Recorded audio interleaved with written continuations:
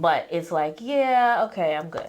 But like when it's good, I want more of it, right? So if it was horrible, then Yeah, horrible.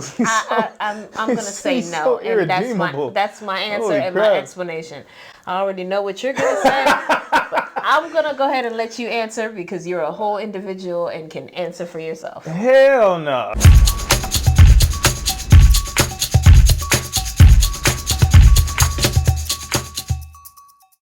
Hey y'all, it's your girl Nadia. And it's me, Coach T. And we are two average people. Yep. All right, y'all, we got another Q&A for you today. Mm-hmm. For those who have never seen our Q&As, we pretty much have some cards and we ask each other questions, give our opinions on it. And we'd love to hear your thoughts as well. So here we go, babe. Let's go. All right. It's your turn. My turn? Yeah, you get. Okay. You want me to read or? Yeah, you read this time. All right, cool. Here we go. Could you be happy in a relationship if the sex was horrible? No. No happiness for you, huh? No. I don't think I could be happy if it was horrible. Horrible is a pretty strong word. Yeah. Man. I mean, horrible is like, okay, well, define horrible. Like, irredeemable? Like, what are we talking about? Yeah, like, here? okay, Holy so moly. say the sex was just okay or it wasn't great. I think I can work through that. Just like we want to grow, individually and in relationships, I think that intimacy can grow and hopefully it can get better. You can't necessarily change anatomy. And so if it was a matter of anatomy, well, that might be, it's not much you're going to be able to do. Yeah, but if it was just the connection, if it was just, the intimacy part of it, hopefully it was something we can work on. Horrible though, I don't know if I can do that because for me, part of me wanting sex is the enjoyment of sex, that right? Makes sense. It's not only emotionally based for me, even though that is a big part of wanting sex, but it's the enjoyment of it when you have it. And so when we have bad sex, I'm like, okay, I'm good for a while. And it's not because he's doing anything different. It could just be my pH is off, my body's, I'm ovulating or my body's just not feeling, and it just wasn't comfortable or whatever the case may be. But it's like, yeah, okay, I'm good. But like when it's good, I want more of it, right? So if it was horrible, then yeah, horrible. I'm gonna say no, so and that's my answer Holy and crap. my explanation. I already know what you're gonna say, but I'm gonna go ahead and let you answer because you're a whole individual and can answer for yourself. Hell no. Hell no. Nope. No. Mm-mm. No. You still gotta give an explanation though. Oh, right. I thought no was enough. My bad. You thought hell no was enough? Hell no was enough. My bad. I'm sorry. So being a man doesn't automatically mean that I am naturally physical and natured wise. Really? Just hear me out. Okay. But me, Tobari, as a man, definitely is. So sex is a huge part of that equation, although not the only part and not the biggest part of any kind of relationship. But can I be happy without it? No, not without it. It's just not good. That means without it. What you mean? If I ain't got it, I ain't got it. It's like the Washington Post. If you don't get it, you don't get it. Okay, but I'm going to play devil's advocate. I'm going to let you finish. But if the goal is the release to, bring you guys down, what does it matter if the sex is good or not? Because you're going to still get the release either way. Yes, but here's just like you said, the emotional parts is the part that you enjoy too, right? So what if I looked you and said, but I rub your back, right? I go, whoa, you should be fine. Eventually, the milkman's going to be having a good old time, and I'm going to be trying to figure out what happened. So let's just keep this 100. Let's just keep it funky. Let's just keep it funky. Okay. At some point, we got to enjoy it. And if you don't enjoy it, I know I can't be happy. It doesn't mean that I have to leave. It doesn't mean but wait a minute. If we're dating though, and it's not, that's not a good sign. Something happened and it's just not as good anymore. I can make it work. But if it's just not good and there's just no hope. So I'm going to throw in a question, y'all. That's not part of our question. Here we go. So you had a woman, fine, had everything, ambition, femininity, all the things that you value as a man, right? In a woman. All right. But the sex was horrible. But she had everything. Like, she was like a 10. I got to tell you. And the sex was horrible. It would be a deal breaker for you? I'll put it to you like this. It wouldn't necessarily be a deal breaker, but she would either need to be extremely teachable / coachable, meaning I can give information. This is how I like this, what I prefer, and actually have her track it and actually keep it going. Or she would have to be cool with some sort of alternative situation where we could still enjoy, but at the same time, if I need to do something a little extra, I can go do it, because that's too big a part for me to ignore. Like somehow it's gonna fix itself. It's not. I'm almost 40. It's not getting any better. It's just I've been here a long time. It doesn't get any better. From the first time little soldier stood up, it didn't get no better. Sorry. First time when you were 13. Still waiting. No, it's not getting any better. No, I just checked. What you got, babe? From 1 to 10, how would you rate yourself as a spouse? Explain.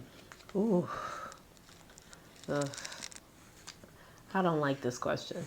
Only because I don't like to talk about myself. If you know me. I'm getting better, though. So, without tooting my own horn, I would rate myself probably an 8, which is pretty high, but I actually do think I'm a really, really good wife. And the reason is, 1, because he tells me all the time. But 2, I think that I have taken the time to truly understand him as a man and as Tobari. So what I mean by, I feel like I've taken the time to understand him as a man, right? And so why is that important to be a good wife? Because I feel like when you understand who you're working with and what you're working with, you can now take what you know about your significant other, take what you know about yourself, and really bring that together to make a beautiful relationship, right? And so I've taken the time to really understand him, because I didn't know much. I mean, I dated before him and had boyfriends and all that, but as far as being married and that committed, obviously he's the only one I've been married to. And so I learned a lot of things about how men function, how they're built. And I'm not going to let him say, but I would believe the same with him. So I feel like because I've taken the time to really understand him, I feel like we can take what we know about each other. We can take our strengths, our weaknesses, we can put them together, and we can have this beautiful relationship. And so I know his needs as a man. I know his needs as Tobari. I know how to make him, I know how to push his buttons if I want to. Fair. We know how to set each other off because we understand each other. We know each other's pet peeves. So I think that is ultimately why I would say I'm a good spouse, but it really is going to be up to the person you're with to tell you, hey, you're a good spouse. Yeah, I agree. And not just when, things are going well and all that, but just really in the times when, you feel like, you have your moments where you're feeling down, or you're feeling anxious, or you're feeling whatever you're feeling. Those words of encouragement of, oh, you're doing such a great job. I'm so lucky to be and blessed to be married to you. Those are really important to hear. And so because I hear it, I must think I'm doing a good job. Hey. I think Shout she's doing out to all the wives that are out there doing a good job. I think she's doing Y'all are doing a good job. Fantastic You hear job. it from me. You're a fantastic job. So this one's mine. She's not going to go anywhere. She's good. Right here. Okay? So You're not sharing? Sharing? What is that? I don't know what you're talking about. Anyway, me as a spouse, how would I rate myself as a spouse? I'm a whole 10 out here in these streets. I'm a whole 10 out here in these streets, and I'm going to tell you why. because Coach T said so. That's all I need to say. No, I'm joking. The point is, he is really the bomb, y'all. The point is, he is really the best. I try my best to act like a 10, even if I fall short. Yes, babe. I love that. There it is. I love that. I think about what a 10 would do. I love that. I try to do that all the time. It's awesome. And I don't beat myself up when I don't feel like washing the dishes. Yeah. I love that, babe. That is really, you're never going to be 100% of what anybody needs. Yeah. I don't want to be 100% of what he needs. That's too much pressure on me as an individual. It's too much pressure on me to put on her. Or him. Or vice versa. Like, no, I'm not trying to be 100%. We usually say strive to be between 70 and 80% of what your partner needs, but right? Murder that 70. But murder that 70. Get that 70. And then strive for that 100. Yeah. Knowing that the goal isn't really to be 100. Knowing that you already won. This is just that victory lap. But if you're striving for, if you're at 70, 80%, there's always room to work harder, which kind of keeps you at that percentage. Then you truly value your relationship, right? We're human beings. We need that room we need some wiggle room. We do. So we do, all of us. That's awesome, babe. You act like a 10, so... I do my best to act like a 10, but I think a 10 I think you are based a 10, on though. what you tell me you want and like and are wanting out of your life. I adjust my parameters to fit that 10 model, plus what it is that I know I'm coming to the table with automatically and already. And I try to do that. Yeah. Whatever I think that avatar person, that magical person who doesn't really exist would do, I try to do that. And you know how we always push in all of our talks, y'all, we always push for communication, which sounds very cliche because that's what everybody says. Communicate, talk. But we're going to get into communication a lot deeper, y'all. It's going to be really big. So we're going to niche down into We're going to really get into it. Yeah, but we're going to niche down into those talks are very important. What do you need as a man? Yeah. What do you need as a husband? What do you need as a wife? It's important. How do I make you feel loved and appreciated? These are the conversations that you need to have because that's going to be different across the board, so you need to have that with your significant other and talk to them so you know how to meet their needs, right? Because you may feel like, I go to work, I take care of the kids, I cook, I clean, I do all these things, but he's still unhappy. Maybe he don't need all that. Facts. Now, that doesn't mean he doesn't appreciate it. Facts. Right? He doesn't appreciate the home-cooked meal or the clean house. But have you sat down to ask him, what do you need? How do you feel appreciated? Right? Because those are the things that you can bring together and say, okay, these are your needs, these are mine, right? So how can we now bring this together so that both of our needs are being met? Because it's not just about you. It's not just about me. It's about both of us. It's about both of us. And when it becomes just about you, be by yourself. Facts. Next question? Next question. We have one more? I think we do. Oh, I thought that was the last one.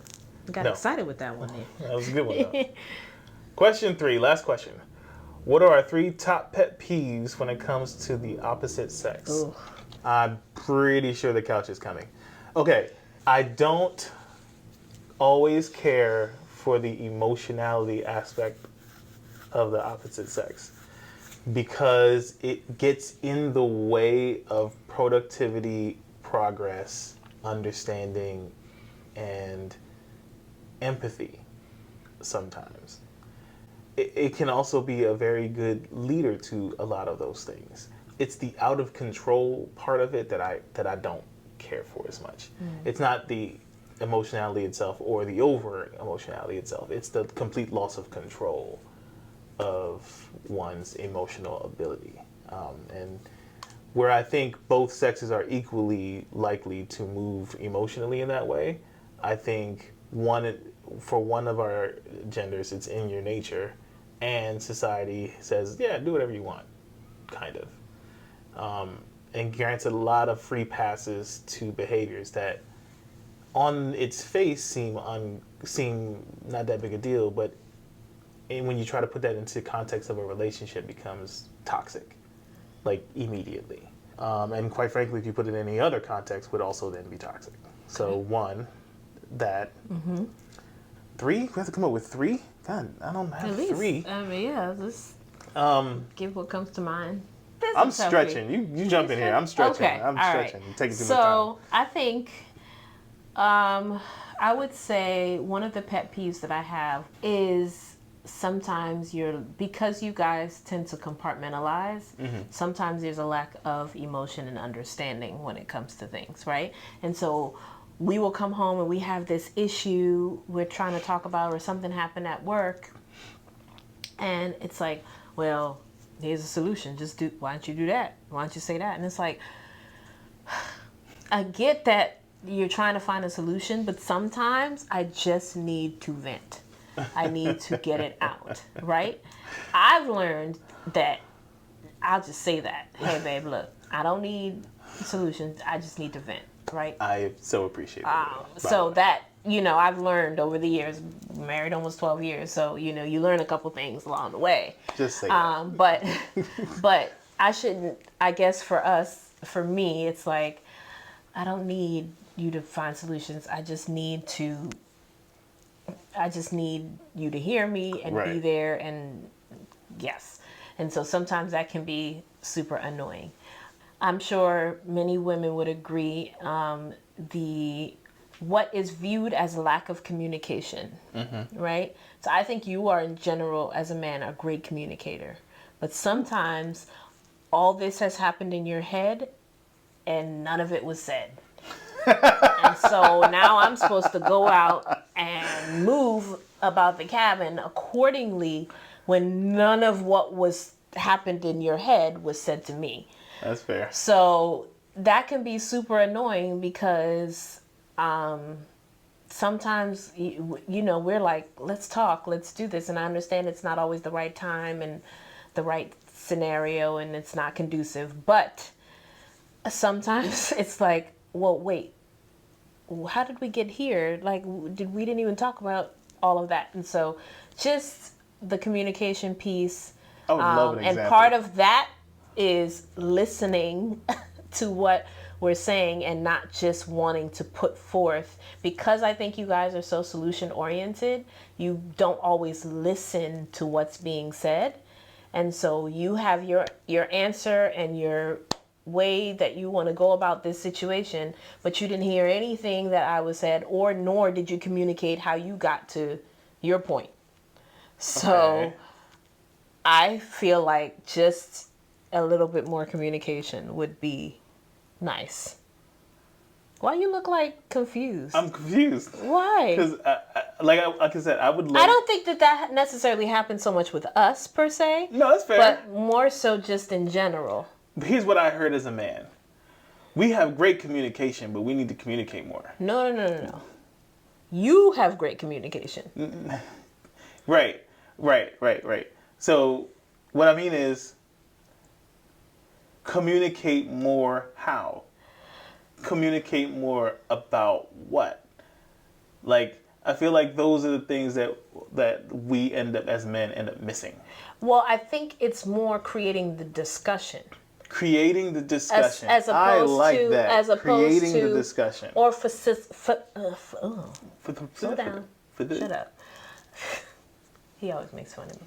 Facilitating the discussion. What I mean by that is, if I'm coming to you and we're talking about something that we disagree on or want to get to, I think just being able to be open to listening as opposed to, because if we have an issue, chances are nine times out of 10, you already have a solution for that issue. It's true. Okay? True. But there's some discussion that I want to have, or some brainstorming that I want to have with you. And I need you to be open to hearing that side of it before you present your solution. And even considering that maybe your solution that you may present may change but if you're so stuck that I don't know why, because I told her to do this, but she just wants to keep doing that, so here we go again, kind of thing, then you're not even open to listening to what I have to say about it, right? And I may have... Could be, yeah. That could definitely happen. I'm not saying that's how it is all the time, but if you have the solution already, then, it's like... What it is that for us men, we tend not to travel into the emotion. So anything we can do to just avoid that Yeah. So if you have a problem that we have a solution for right now, to discuss the emotion of it feels like a detour. It's not. It's not. But it does feel that way. Okay. And so after a while, especially as a man, it's hard to not move about the cabin like, that's why the most dreaded words a man can hear. Honey, we have to talk. Yeah. Oh, that just means you just did something wrong and now I feel bad and you're going to feel bad when I'm done. True. So, I mean, when you say communication, all we hear is we have to talk. Do you understand what I'm saying? I hear you. Because communication for back and forth just kind of, from our perspective, feels like do what I want you to do and let's try to figure out the best way to make that happen. It doesn't always feel like a genuine back and forth. Well, for us it does. Yeah. But that's how I can also that's how, from a man's perspective, that's how it feels. Got it. That's how it feels. Yeah, I understand that.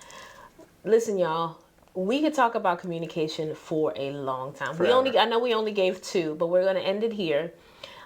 We are going to get into this communication talk deeper, deep, longer, and so that we really have time to talk. This was just our Q&A. We just gave a couple examples. So I want you guys to stick with us. Let's go. So you can catch it. We're going to catch you on the next episode, the next Q&A. Remember, love, marriage is a choice. It's not easy, but it's always worth it.